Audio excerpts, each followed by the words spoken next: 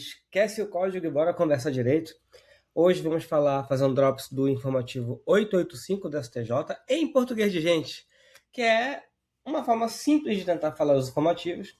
Eu vou falar o que o STJ decidiu, vou tentar não falar muito tecnicismo, nem muita sigla, só o que importa para a sua vida, como se a gente estivesse aqui conversando, tomando um cafezinho, até porque ninguém quer ouvir o Acórdão enfrentou a controvérsia e blá blá blá. As pessoas querem ouvir basicamente: olha o absurdo que aconteceu. Menina, tu não viu o que aconteceu no STJ? Olha como a justiça resolveu. Então a gente vai tentar trazer, esqueço meu jeito abobalhado, mas vamos tentar falar sobre os informativos e um resuminho do que aconteceu essa semana no STJ. Basicamente, houve um caso de ações coletivas, basicamente muita gente processando a mesma coisa, e o que acontece quando tem várias ações diferentes sobre o mesmo assunto. Uma sobre saúde do servidor, 3 casos diferentes, um de proteção infantil e um outro sobre crime e prisões, que é aquilo que o povo gosta de ouvir. O povo gosta de prisão. É impressionante. Então, vamos começar? Vamos para o nosso primeiro julgadinho. Só lembrando, qual vai ser a lógica? Primeiro, eu vou falar o que aconteceu. Porque não faz sentido, cara. Eu não entendo quem fala de jurisprudência como se estivesse falando de algo abstrato. Não existe julgado se não tem um caso concreto de origem. O direito ele é uma ciência social aplicada. Se ele é uma ciência social aplicada, eu preciso aplicar o direito em alguma coisa. É uma ciência da sociedade. Eu preciso que as pessoas entendam que o direito ele não é tecnicismo. O direito ele não é uma engrenagem complexa que só quem deve entender é o jurista, não.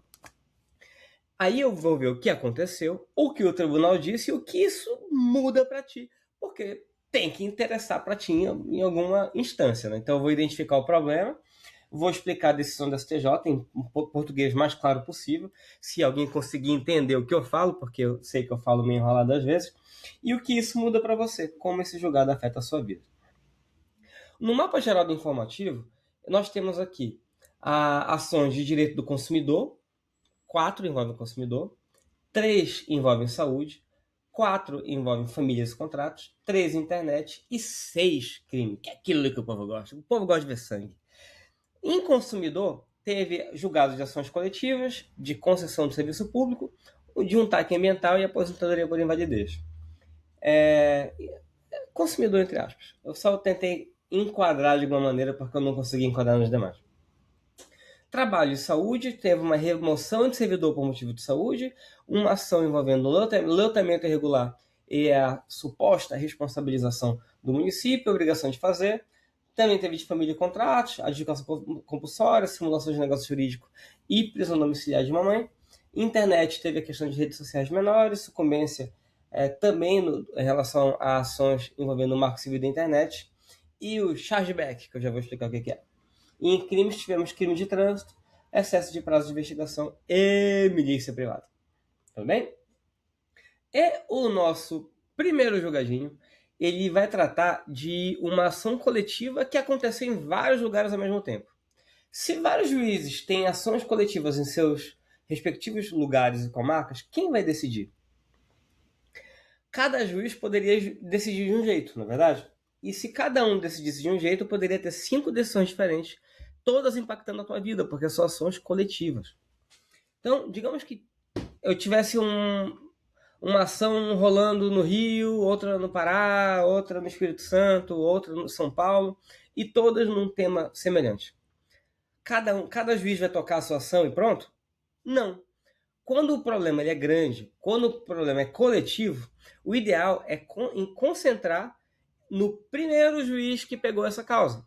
Foi o que decidiu o STJ. E é isso que a gente vai chamar de juízo pré-evento.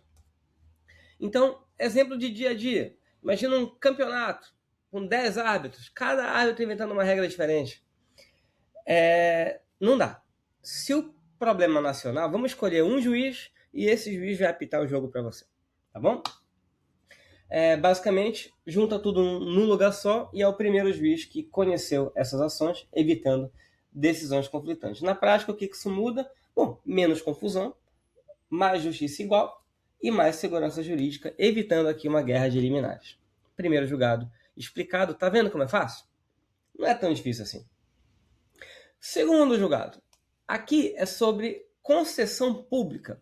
E, guarda isso, o governo não pode mudar a regra do jogo durante o jogo. Imagina que uma empresa ela celebra um contrato com o poder público. E lá tinha uma regra básica, uma regra contratual expressa de como eles iriam calcular a indenização. Como eles iriam calcular o quanto essa empresa receberia se alguma coisa desse errado, o quanto o Estado, enfim. Imagina que uma empresa de energia tinha um contrato dizendo como deveria ser paga quando acabasse a concessão. Só que o governo quis mudar a forma de calcular.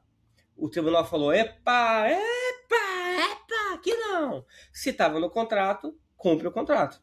Então, a empresa de energia, ela tinha um contrato antigo dizendo que quando acabasse a concessão, ela seria paga pelo que eles chamam de VOC, um valor original contábil. O governo quis mudar a regra para o valor novo de reposição, que seria mais caro. A empresa disse: opa, não, pera, por que eu vou pagar o valor novo de reposição, que é mais caro, se no meu contrato estava escrito valor originário contábil? Se no contrato tinha uma cláusula expressa dizendo que era para pagar o valor originário, permanece o combinado. O governo ele não pode, então, mudar a metodologia de indenização lá no final. É o que a gente pode chamar de um ato jurídico perfeito. Regra combinada, vale até o fim. O que muda na prática? Bom, mantém a segurança jurídica. Quem faz o contrato com o governo vai poder confiar nas regras. Isso traz uma maior previsibilidade nas relações com o poder público e isso protege o equilíbrio econômico-financeiro. Próximo julgado. Prefeito atrasou um precatório. Aliás, o prefeito atrasou e virou ex-prefeito. Perfeito? Digamos que um prefeito ele estava no município, não foi reeleito, não acabou, já era reeleito, não pôde se reeleger de novo e deixou uma dívida ali. Esse prefeito, ele é do município? E a resposta é que não. Ainda que a cidade tenha atrasado com os precatórios, ou seja, com dívidas judiciais, o prefeito ele só vai pagar do próprio bolso se houver culpa grave ou dolo. Explico. A cidade, então, atrasou o pagamento de precatórios, que é uma dívida judicial que segue uma fila. E queriam que o ex-prefeito tirasse do bolso porque houve esse atraso. A questão é, dá para responsabilizar pessoalmente o prefeito por essas dívidas? E a resposta do STJ é que não. Se ele não roubou, se ele não mentiu, se ele estava tentando arrumar bagunça, ou se não foi uma dívida de improbidade administrativa ou de desonestidade, ele não vai ser pessoalmente responsabilizado. E isso aí a gente vai ter que diferenciar, então, quando o prefeito ele é um gestor ruim de quando ele é um gestor pilantra. Na prática, se você for um gestor numa cidade pequena com as contas quebradas, isso não significa automaticamente que você vai para a cadeia e que você vai ter que tirar do bolso. Isso evita uma criminalização excessiva dos prefeitos, tá bom? Vamos para o próximo? Agora vamos para o direito ambiental. Nada por um dano ambiental. E ela pagou a multa ambiental. Só que, em vez de usar o dinheiro para recuperar o meio ambiente, a prefeitura resolveu comprar computador, mesa, material de escritório. E ela falou, peraí, mas eu posso. Eu estou comprando para a Secretaria de Meio Ambiente. O que o STJ falou? Então, repare, a empresa foi multada por dano ambiental e a multa foi convertida em doação de bens para a Secretaria de Meio Ambiente. Ou seja, ele comprou um equipamento de escritório e, como justificativa, ele disse que, olha, indiretamente eu vou ajudar o meio ambiente, porque os meus fiscais vão estar bem amparados. O que o STJ falou? Não é válido, porque a multa ambiental ela deve vir para recuperar o dano ambiental e não para mobiliar escritório, tá bom? O dinheiro tem que ir para preservação, melhoria ou recuperação do meio ambiente. Então, o que muda na prática? Muda aqui. Multa ambiental é dinheiro que tem que ser destinado para a natureza, não para o conforto do funcionário público, que, ainda que seja com muito boa vontade, mas a sistematização desse pagamento de multa tem uma destinação específica, tá bom? Inclusive, o termo de ajustamento de conduta, que é o TAC, quando for firmado, ele tem que ter uma destinação ambiental efetiva. Então, digamos que houve a degradação ambiental e foi firmado um TAC. Me comprometo que eu vou recuperar o meio ambiente. Esse valor não vai para a secretaria, ele vai para recuperar o meio ambiente. Tá bom? Próximo julgadinho. E a aposentadoria por invalidez e auxílio-doença. Conversão de ofício, ou seja, conversão sem ninguém ter pedido, em auxílio-acidente. Fungibilidade, ou seja, dá para trocar um por outro nas demandas previdenciárias? Não. O que aconteceu na prática? O tribunal ele converteu de ofício, ou seja, sem ninguém pedir, o benefício de auxílio-doença e transformou em auxílio-acidente. Só que isso, de acordo com o STJ, não pode, porque essa fungibilidade, essa possibilidade de trocar uma ação por outra, não autoriza um julgamento extra-petito, ou seja, um julgamento fora do que a parte pediu na petição inicial, se isso trouxer prejuízos ao segurado. Por que isso? Porque o auxílio-acidente ele exige uma redução parcial na capacidade, e não a incapacidade total para trabalhar. E não configura reformácio impérios, ou seja, mudar para pior a decisão, quando só o segurado recorreu. E o impacto disso é que esse tipo de decisão vai proteger o segurado contra uma piora quando não houver recurso do INSS. Basicamente, não pode converter de ofício em auxílio-acidente. Próximo julgado. Aqui é uma história real. Eu poderia até colocar uma música do Gugu. Pam, pam, pam, pam, pam. Um servidor público federal estava doente e ele precisava da família dele perto para se recuperar. A junta médica oficial confirmou, olha, ele realmente precisa. Na comarca que ele trabalha não tem como ele se tratar. Só que a administração não quis transferir. O que o STJ disse? Peraí, se o médico falou, tem que cumprir. Não é favor, é direito. O servidor ele pediu uma remoção por saúde para ficar perto da família. A administração falou, mas tem tratamento aí, por que tu quer ir para lá? Só que o STJ decidiu que é direito subjetivo do servidor, desde que haja necessidade comprovada por laudo de junta médica oficial. E aí existe um ato vinculado. Se a junta médica está dizendo que ele precisa estar perto da família e tratar naquele outro lugar, então a administração vai cumprir e ele vai cumprir perto da família dele. Tá bom? E isso vai trazer uma maior proteção ao servidor que esteja em uma situação de vulnerabilidade de saúde. Próximo julgado. Loteamento irregular. E aí, todo dia sai de casa, né, um esperto e um otário. Geralmente eu sou o otário. Digamos que o otário e o esperto se encontraram e dá negócio. Nesse negócio, o otário estava vendendo o terreno num loteamento irregular. E os adquirentes de boa-fé, nós otários, eles se sentiram prejudicados e falaram, peraí, é um loteamento irregular, caberia ao município fazer o controle disso, então eu vou pedir meu dinheiro de volta, se o cara não paga, eu vou cobrar do município. Pode isso? Não. Por quê? Porque o município ele não vai ser convertido em segurador universal de loteamento pirata. Jack Sparrow que me perdoe. O município ele pode responder pelo dano ambiental, inclusive urbanístico, em ação civil pública, mas o dano individual o município não responde. Se você comprou um lote ilegal, cobre de quem vendeu e não da prefeitura, porque o foco deve ser no poluidor, no vendedor responsável pelo loteamento irregular. Esse é o nosso julgado de número 7. Próximo julgado. Se o Estado não fornece tratamento médico que você pediu, o juiz pode converter em indenização? Porque acontece, às vezes você entra com a ação pedindo um remédio e o município, que é uma obrigação de fazer ou de entregar a coisa certa, no caso, e o município não te dá o teu remédio. Você pode pedir a conversão em perdas e danos, e aí vai lá você comprar o remédio e pede só o ressarcimento do dinheiro, já que é mais fácil tu comprar o dinheiro do que o município tu comprar o remédio e pedir dinheiro de volta do que o município te dá? Pode. Aqui houve um pedido de internação para filho doente, não tinha vaga e o Estado não conseguiu cumprir. A família ficou sem o tratamento e falou, olha, já que o Estado não me dá meu leito, então bora pagar um leito particular? E aí houve recurso para o STJ, porque entenderam que seria algo extra petita, porque o pedido foi de obrigação de fazer e não de pagar. Mas o que o STJ disse? não é julgamento extra-petita, não é fora dos pedidos. Você está apenas adequando um meio executivo.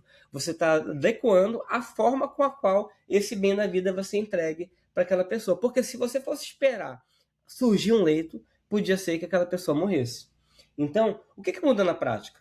Isso traz para a gente uma flexibilidade na hora de executar a obrigação.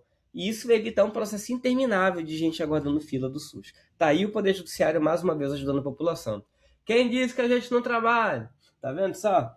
O Judiciário trabalha assim. Próximo. Compulsória, promessa de compra e venda. Você comprou um imóvel e o sujeito não entregou o seu imóvel. Você está pedindo a conversão em perdas e danos. Você pode? Não pode? Tem prazo? E aqui tem uma história real, mas uma história muito triste.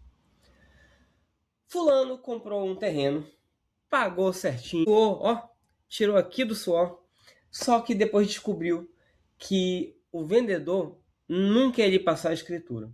Anos depois, ele descobre que é impossível fazer a escritura, porque alguém invadiu o terreno foi vendido para outro, ou o terreno foi adquirido por uso capião.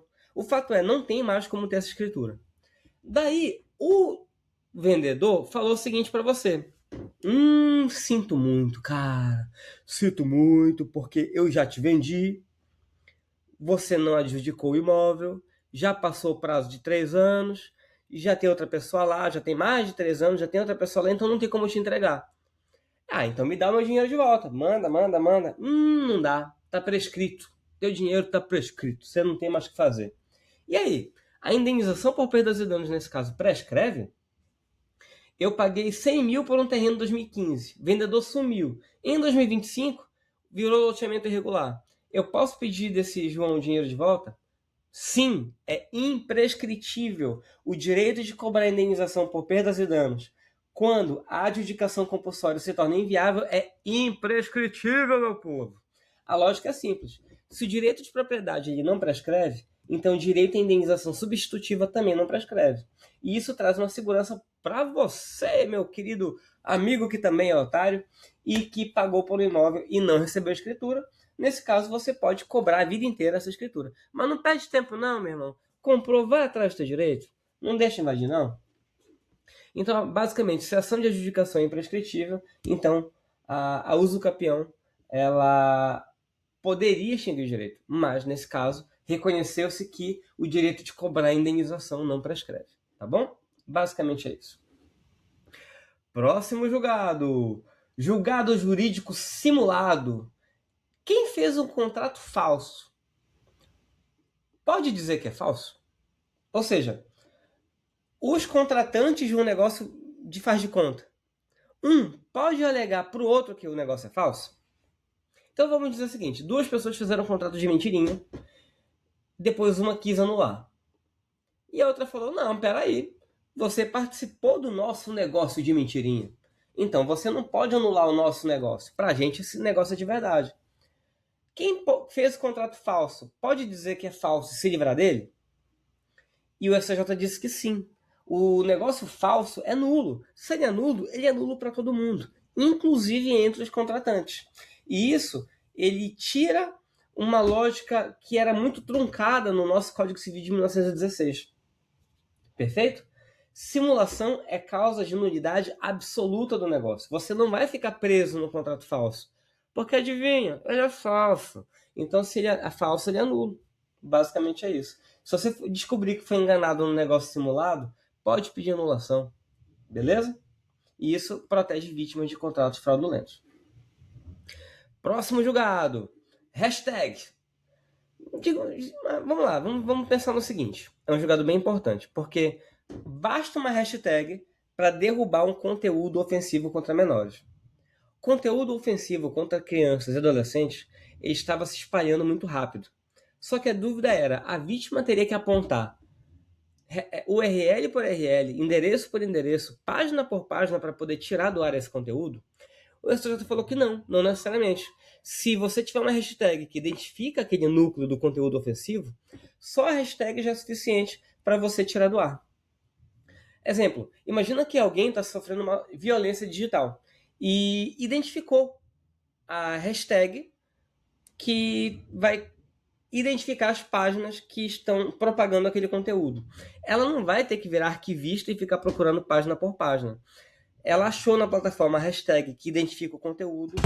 Só com isso, acabei de derrubar um líquido no meu computador. Só de fazer isso já vai ser suficiente para afastar, para se proteger.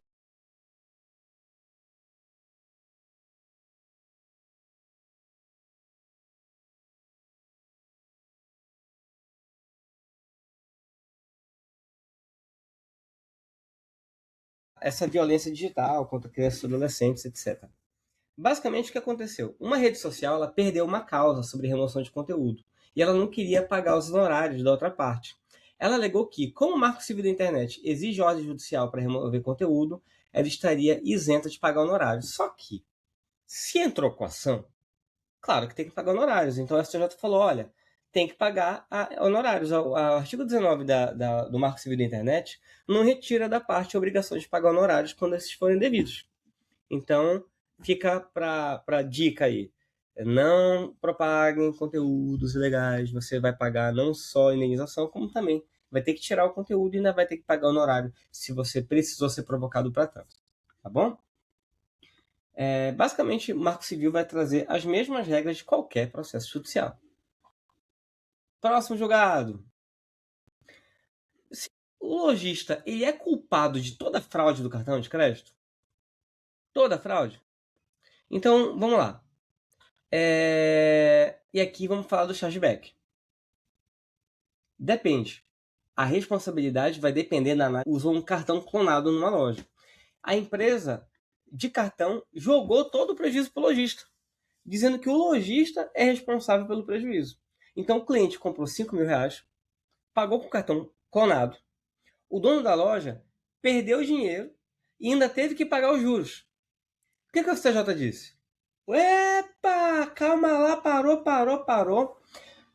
O lojista só pode ser responsabilizado se ele descumpriu as regras e se ele foi decisivo para a fraude dar certo. Ou seja, se o lojista tomou os devidos cuidados e mesmo assim ele foi enganado, ele não pode ser responsabilizado. E o que muda para você? Lojista, você não é saco de pancada, você não vai ficar apanhando automático não. Vamos analisar caso a caso. Se você cumpriu as regras e tomou as cautelas necessárias, você não vai pagar prejuízo. Mas se você negligenciou com alguma regra de segurança, aí sim você vai responder. Próximo julgado. Agora vamos pro... Cadê? Esse aqui. Publicasse um balanço em jornal para arquivar documentos. Só que a lei não obriga isso. O que a STJ disse? Não pode. Só lei cria obrigações e não regulamento administrativo. Basicamente, a junta comercial daquele estado ela inventou uma regra que exigiu que uma empresa limitada de grande porte publicasse o seu balanço patrimonial financeiro num jornal de grande circulação para poder arquivar os documentos societários. Só que na lei não tem nada disso. E o STJ falou que não pode. É a lei quem vai obrigar a escrituração, elaboração de demonstrações financeiras, mas nunca falou em nenhum momento em publicação em jornal de grande circulação. Tá bom? Agora vamos pro crime. Vamos pro crime que o povo gosta. Diga uma coisa. Em um crime de trânsito, a lei mandou fazer serviço comunitário. Tá? Você foi condenado, o juiz condenou. O juiz pode escolher outra coisa? Ou seja, o juiz botou para pagar dinheiro. O tribunal pode trocar para serviço comunitário sem piorar a situação do réu? Então vamos ver o que aconteceu. O juiz deu para a pessoa uma pena de doação em dinheiro, que chama-se prestação pecuniária. A defesa recorreu, porque ela queria outra modalidade. O tribunal trocou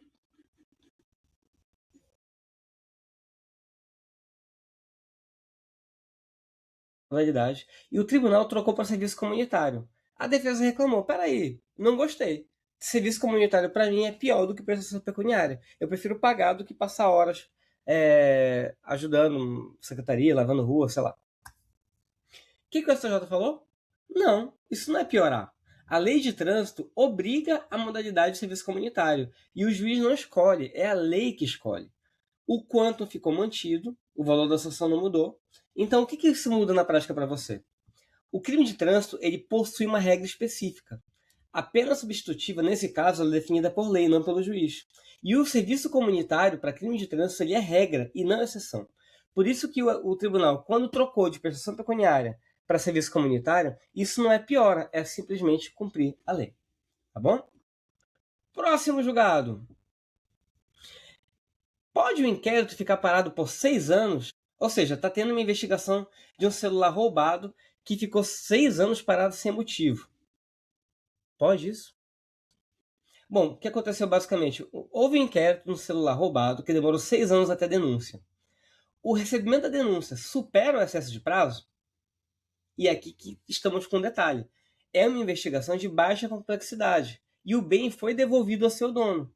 Nesse caso, a demora injustificada viola a razoável duração do processo. E aí, o recebimento da denúncia não vai sanar o problema da inércia prolongada. Nesse caso, existe um controle temporal da persecução penal, com possibilidade de rejeição da denúncia se o inquérito demorar demais. E aí isso protege um direito fundamental, chamado direito fundamental à razoável duração do processo. Próximo julgado. A maconha foi descriminada. Seguinte, no presídio continua sendo falta grave.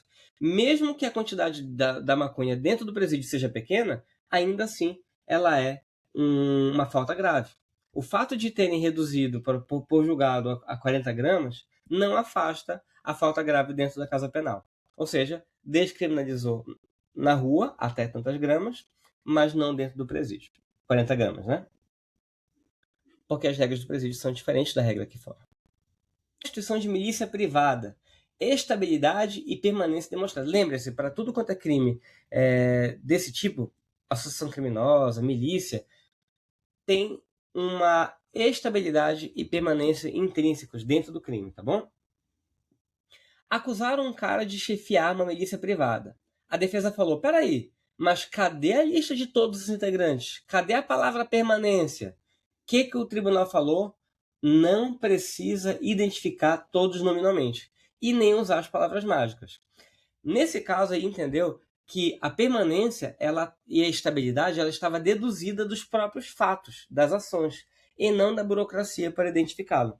Basta comprovar o vínculo associativo de 3 ou mais pessoas para a constituição de milícia privada para incidir o crime.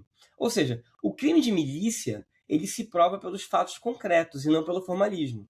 Foram encontradas armas, foram feitas cobranças sistemáticas e um controle de território. Só de estar esses 3 elementos já se presume presente o crime de milícia privada. Próximo julgado e penúltimo julgado, temos o quê? Temos o estar longe no momento não apaga a maternidade. Digamos que a mãe foi presa em outro estado, longe das filhas, e pediu prisão domiciliar. Falaram, por que tu quer prisão domiciliar? Tu nem estava lá no estado com as tuas filhas. Só que, repara, a mãe foi presa em flagrante em outro estado, longe das filhas, e foi negado dizendo que ela não estava junto com as filhas para pedir domiciliar. É um absurdo, porque se a mãe viajar a trabalho, por exemplo, trabalho ilícito eu estou falando, ela deixa de ser mãe? A ausência física momentânea não é abandono. Não houve caracterização de abandono afetivo, abandono emocional, abandono material. Sem isso, eu não posso afastar o direito da mãe de ter essa prisão domiciliar para ficar perto das suas filhas. E isso é uma orientação de um habeas corpus coletivo. Mãe tem direito à prisão domiciliar, salvo se ela praticou violência ou ameaça contra os filhos. Tudo bem? O fato dela, naquele momento, não estar perto das filhas não tira o seu direito. Isso é uma proteção à maternidade. Por fim, o nosso último julgado é esse. E temos um tema repetitivo novo também, que o STJ vai organizar uma confusão danada sobre correção monetária, mas eu vou falar disso depois, já estou atrasado para o podcast. Se eu tivesse só 5 minutos, eu falaria de 4 casos. O servidor que está doente tem direito a ficar perto da família se a junta médica oficial determinou assim. A hashtag basta para identificar danos contra crianças na internet. 6 anos parado não pode, inquérito policial não pode ficar parado muito tempo, se ficou parado é caso de rejeição da denúncia, e ações coletivas dá para manter em um lugar só. Pronto, explicamos o nosso informativo do dia. Até a próxima, pessoal!